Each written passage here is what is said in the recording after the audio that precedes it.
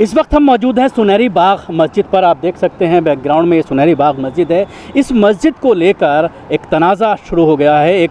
ये सुनने में आ रहा है कि शायद इस मस्जिद का कुछ हिस्सा या पूरी मस्जिद को ट्रैफिक स्मूथ करने के नाम पर इसको गिराने की योजना बनाई जा रही है। और ये मैं कोई ऐसे नहीं कह रहा हूँ, बल्कि एक लेटर है जो सोशल मीडिया पर वायरल हो रहा है। सबसे पहले additional commissioner of police traffic की तरफ से ये लेटर लिखा गया था, जो चेयरमैन हैं न्यू दिल्ली म्यूनिसिपल कॉरपोरेशन के, उनको ये लेटर लिख करके ये कहा गया था कि जो राउंड अबाउट है सुनहरी बाग का, इस राउंड अबाउट पर ट्रैफिक कंजेशन होता है, ट्रैफिक जो है यहाँ पर जाम लग जाता है, जाम की स्थिति पैदा हो जाती है। इस कंजेशन को किस तरह से ख़त्म किया जाए, इसके लिए एनडीएमसी के कमिश्नर को दिल्ली ट्रैफिक पुलिस के एक एसीपी ने लेटर लिखा था। Additional commissioner of police R Satyasundaram जो आईपीएस हैं, उनके ज़रिए ये लेटर लिखा गया था। और उसके बाद इसके जवाब में एक इंस्पेक्शन जो है वो एनडीएमसी के ज़रिए इंस्पेक्शन का ये लेटर आप देख सकते हैं 27 जून को, यानी बकरीद से एक दिन पहले ये इंस्पेक्शन रखा गया था। और उसमें आप नीचे देख सकते हैं कि 15 जो है लोगों को ये कॉपी भेजी गई थी, जिसमें ACP Delhi traffic, ACP traffic police, SDM Chanakyapuri, LNDO Nirman Bhawan, DDA, chief architect, chief engineer civil, director horticulture, Delhi Waqf board, PS chairman, PS2 secretary, इन तमाम लोगों से यह कहा गया था कि 28 तारीख को 3 बजे यहाँ पर पहुँचें और उसके बाद लोग अपनी अपनी राय दें कि क्या इस मस्जिद को गिरा दिया जाए या मस्जिद के कुछ हिस्से को गिरा करके यहाँ पर ट्रैफिक को स्मूथ किया जा सकता है। ये पूरा मामला था जिसको लेकर के काफ़ी रात से चहमगोइयाँ चल रही हैं। और अभी अहमद बुखारी शाही इमाम जो हैं जामा मस्जिद के, वो यहाँ पर पहुँचे थे, उन्होंने विज़िट किया। आप अपने टीवी स्क्रीन पर देख सकते हैं उनके शॉट्स। वो यहाँ पर पहुँचे और पहुँचने के बाद उन्होंने पूरी मस्जिद का मुआयना किया है चारों तरफ से। अहमद बुखारी साहब के आप विजुअल्स अपने टीवी स्क्रीन पर देख रहे होंगे। सैयद अहमद बुखारी और उनके साथ 2 और इस इलाके के जो इमाम हैं, एक जो जामा मस्जिद है नई दिल्ली की, पार्लियामेंट की मस्जिद भी कहलाती है, दूसरी इंडिया गेट की जो मस्जिद है असद, ये तमाम लोग यहाँ पर पहुँचे थे इमाम साहब के साथ। और इसका पूरा दौरा किया गया, मस्जिद को पूरा देखा गया। जो यहाँ के जो इमाम हैं उन्होंने इस मस्जिद का पूरा राउंड अबाउट का दौरा कराया और उनको बताया कि कितनी पुरानी ये मस्जिद है। रिकॉर्ड्स की अगर बात की जाए दिल्ली वक्फ बोर्ड की, तो दिल्ली वक्फ बोर्ड के रिकॉर्ड में 350 साल पुरानी ये मस्जिद बताई जा रही है। और उसके साथ ही एक और इसका दस्तावेज़ सामने आया है। एक एग्रीमेंट हुआ था दिल्ली के मुसलमानों की तरफ से, और जो उस वक्त अंग्रेज़ों के वायसराय थे यहाँ पर, क्योंकि वो लोग भी नई दिल्ली की कुछ मसाजिद को इंस्पेक्शन के नाम पर, कुछ मसाजिद को यहाँ पर डेवलपमेंट के नाम पर, जब यहाँ पर पूरा ये मंत्रालय बन रहा था, ये सेक्रेटेरिएट बन रहा था, पूरा इस राउंड अबाउट के साथ साथ आप देख सकते हैं आगे जिस तरह से पार्लियामेंट है, पार्लियामेंट के साथ दोनों तरफ यहाँ पर मंत्रालय हैं। तो उस वक्त ये जब डेवलपमेंट का काम अंग्रेज़ों के ज़रिए किया जा रहा था, तो उस वक्त भी इस मस्जिद को शहीद करने की बात सामने आई थी, लेकिन दिल्ली के मुसलमानों ने एहतजाज किया था। और उसके बाद अहमद बुखारी साहब जो यहाँ पर अभी पहुँचे थे इमाम साहब, उनके दादा जिनका नाम भी अहमद बुखारी था, उनके ज़रिए और अंग्रेज़ों के ज़रिए ये एक एग्रीमेंट किया गया था और 42 मसाजिद मुसलमानों के हवाले की गई थी।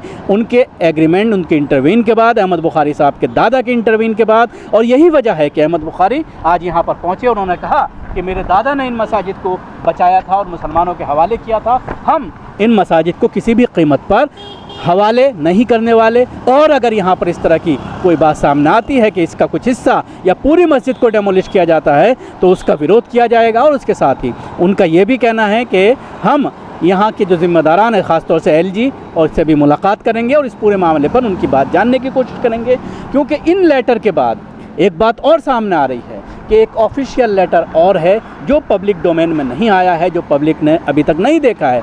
उस लेटर में इस मस्जिद के डेमोलिशन की बात कही जा रही है। हालांकि ऑफिशियली अभी कुछ सामने नहीं आया है, ऐसी चहमगोइयाँ चल रही हैं कि इस तरह की चीज़ें सामने आई हैं। आप देख सकते हैं कि 40 नंबर पर जो है मस्जिद ज़ाब्तागंज है, और उसके अलावा ये जो मस्जिद है, इस मस्जिद का भी इसमें जो है ज़िक्र किया गया है। ये 42 मसाजिद की ये पूरी लिस्ट है, जिसमें अंग्रेज़ों के दरमियान और अहमद बुखारी साहब के दादा के साइन हैं। इसमें उनके दरमियान एक एग्रीमेंट हुआ था। और ये जो पॉइंट्स हैं, इन पॉइंट्स के ज़रिए ये पूरी 42 प्रॉपर्टीज़ जो है वो हवाले की गई थी।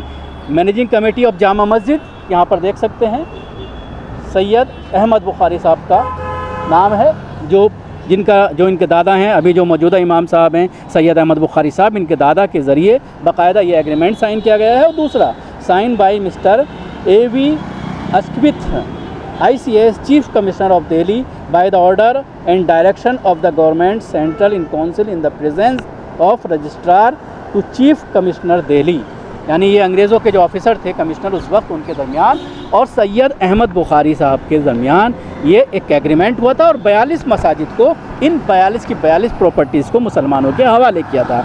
लेकिन अब जिस तरह से दिल्ली में ये देखने में आ रहा है कि लगातार नई दिल्ली के इलाके में G20 के नाम पर डेमोलिशन की कार्रवाई मज़ारों को लेकर के तोड़ा जा रहा है। कई मज़ार, तकरीबन 7-8 मज़ार हैं जो इस नई दिल्ली के एरिया में गिरा दी गई हैं। यहाँ पर भी मामू भांजे की मज़ार हुआ करती थी। ये दोनों दरख्त आप देख रहे हैं, इन दोनों दरख्त के बीच में मामू भांजे की मज़ार हुआ करती थी। इस मज़ार को भी कुछ दिन पहले शहीद कर दिया गया। तो ये पूरा डेमोलिशन ड्राइव लगातार यहाँ पर चल रही है। और इसके बाद आप देख सकते हैं कि अब जब आज दौरा किया है अहमद बुखारी साहब ने, तो और ज़्यादा इस पूरे मामले में आज गर्माहट आई है। अब देखने वाली बात होगी कि क्या इस पर कोई एक्शन लिया जाता है।